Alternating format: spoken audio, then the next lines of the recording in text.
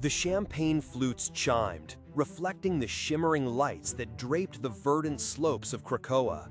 Elegant gowns spun under the moonlight, intermingling with the vibrant, natural finery of mutant kind. This was the third annual Hellfire Gala, a night designed not just as a party, but as a bold, joyous declaration to the world. Mutants were here, they were thriving, and they were ready to lead humanity into a brighter future. Laughter echoed through the botanical wonders. Conversations buzzed with ambition and hope, and a palpable sense of triumph hung in the air. For a fleeting moment, Krakoa felt like an impenetrable sanctuary, a dream made manifest. But dreams, especially the most beautiful ones, can be fragile. The transition from vibrant celebration to chilling horror was brutally swift. One moment, Emma Frost, draped in diamonds and confidence, was engaging with human dignitaries, a picture of power and grace. The next, the very ground seemed to tremble, not with revelry, but with a sudden, discordant hum. The air grew heavy, thick with the metallic tang of an approaching storm, not of weather, but of war. Out of the shadows, from the very edges of the jubilant crowd, emerged the cold, calculating operatives of Orchis. This anti-mutant organization, long a thorn in Krakoa's side, had not come to merely disrupt. They had come to annihilate.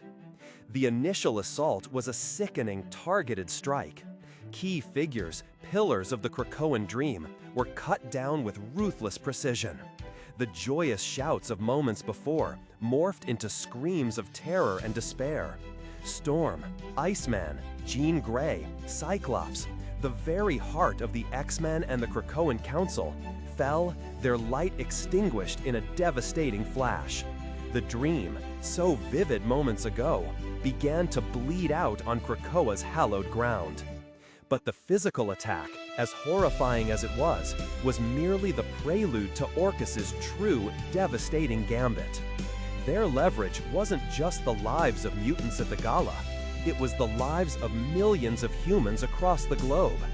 For years, Krakoa, in an act of profound goodwill, had shared its miraculous medicines with humanity, a cure for all diseases, a marvel that had saved countless lives. It was an olive branch, a testament to mutant generosity, and Orchis had twisted it into a noose. They had hacked the very DNA of those life-saving medicines. Each human who had ever taken a Krakoan remedy now carried within them a ticking time bomb, a kill switch under Orchis's control. This was their chilling ultimatum, delivered directly to a defeated, grief-stricken Professor Charles Xavier, whose telepathic mind, usually a fortress, was reeling from the catastrophic loss of his students and friends. "Banish every mutant on Earth to Araco," came the cold, unwavering voice of Orchis, "or watch as we activate the kill switch. Millions, Charles, millions of innocent human lives ended by your own hand, by your own misguided compassion." The choice presented to Xavier was not a choice at all. It was an unthinkable Sophie's choice on a global scale. On one side, the continuation of the Krakoan dream, at the cost of unimaginable human suffering and the burden of mutant kind being seen as mass murderers. On the other, the utter destruction of everything they had built, the forced exile of every mutant on Earth to a hostile, alien planet, Araco, a place of survival rather than celebration. The weight of that decision must have been crushing, a pain more profound than any physical wound. To choose exile was to surrender, to admit defeat, to see the vibrant, beautiful experiment of Krakoa crumble. But to refuse was to condemn millions, to validate Orchis's narrative of mutant danger and ruthlessness. With a heavy heart and tears that must have felt like acid on his soul, Xavier made the only choice he could. He chose life. He chose human life, even if it meant sacrificing the future of his own kind on Earth.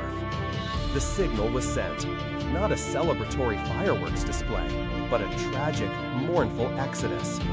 through the Krakoan gates, mutant after mutant stepped, leaving behind their homes, their hopes, their dream of peaceful coexistence. The Hellfire Gala, meant to be a symbol of ascendance, instead became the site of Krakoa's downfall, the tragic end of an era marked by forced exile. It was a stark, brutal reminder of how quickly peace can be shattered, and how even the noblest intentions can be weaponized against you. The third Hellfire Gala will forever be remembered, not for its glamour, but for the profound silence that followed the last mutant's departure. A silence filled only with the echoes of a shattered dream and the chilling realization of what it costs to simply exist. What are your thoughts on this devastating turning point?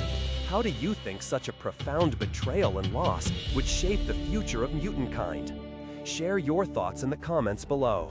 And if you found this story thought-provoking, please consider liking this video and subscribing for more explorations. Thank you for listening.